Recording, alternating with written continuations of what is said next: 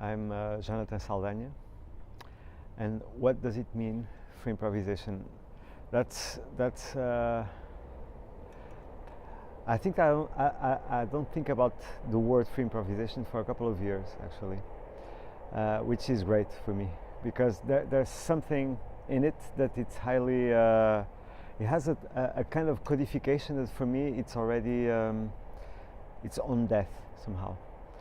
So, but I'm very much interested in mechanisms that provoke or systems that provoke sound in context, so within a certain service, within a certain purpose, or within a certain dramaturgy somehow. So for me, when I think of improvisation, it's really, it's not always the end of it. It's actually the process of engaging feedback relationship. That's mainly what I'm interested in.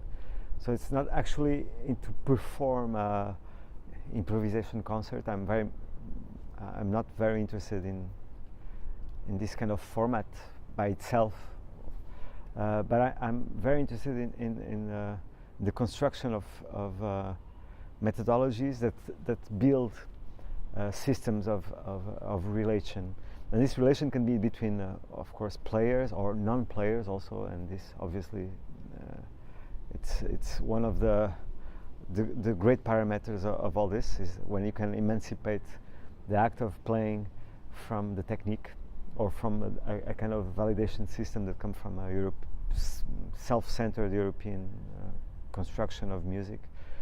So when you can emancipate this, this feedback relationship can go from to totally different people, but also to ideas, to visions, to spaces, acoustic spaces, to resonant spaces, to spectral spaces that exist actually only in a kind of common mythology somehow. So I'm very much interested in improvisation between all these elements, but not just in the sense like a drummer and a bass player and a guitar player. This is less interesting for me, at least.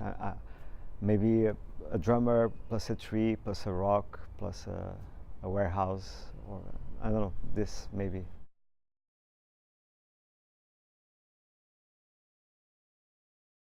I started, my first instrument was tabla.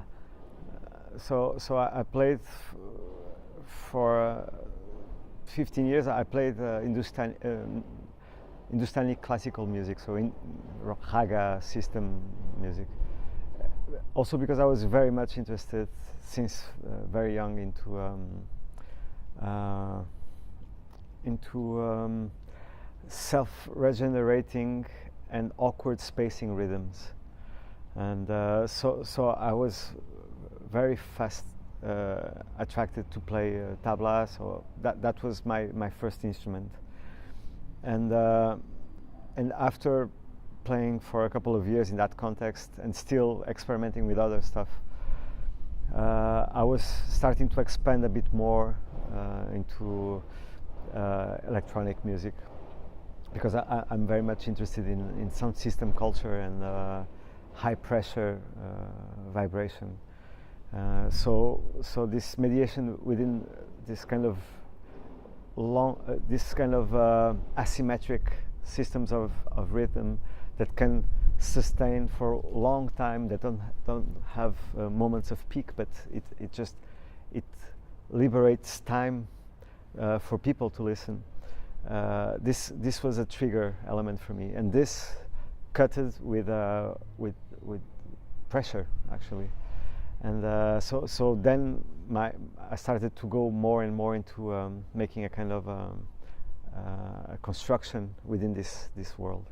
I can work many times only in the studio within this scope, but also I work a lot with big ensembles of marching bands, big choirs, musical ensembles that have this kind of professional and amateur aspect to it that are trained but not too trained. There's something in between that I'm very much interested. That there's a lot more space for other things to happen within that. So I think so. I continue to work within this first element, and I add others through time to them. So I guess that's what I'm working on.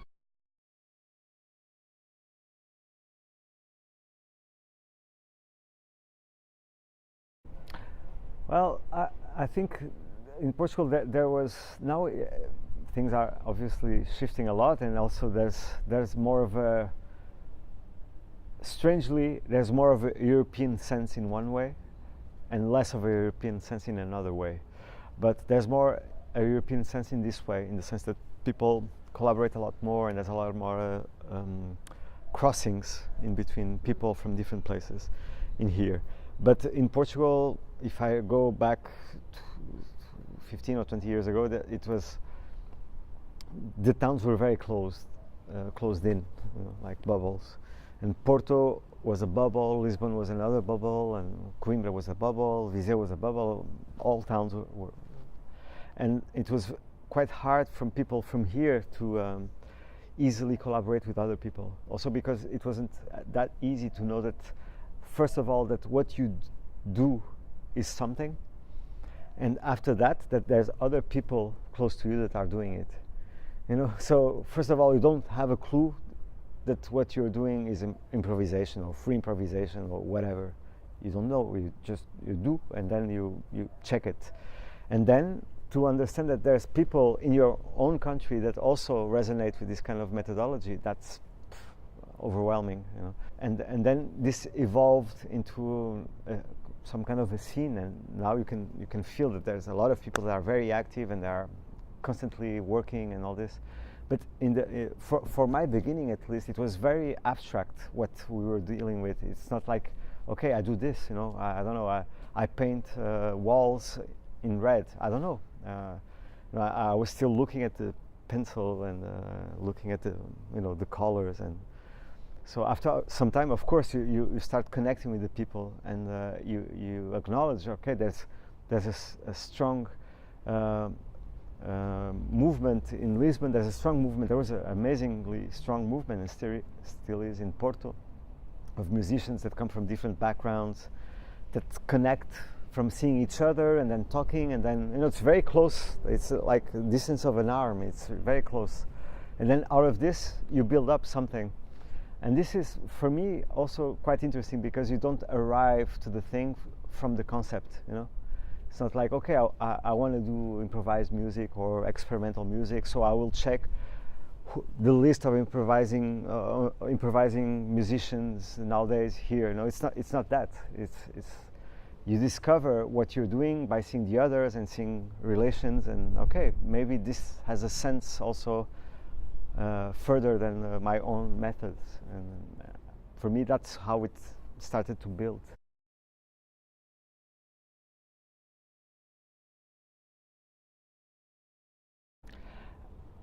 I definitely have no wishes upon scenes, that's for sure.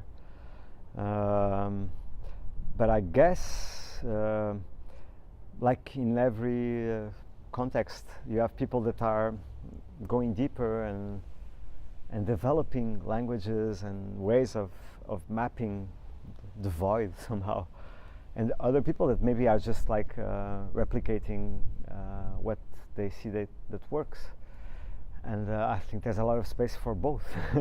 So that's maybe two main outputs from the continuation of all this.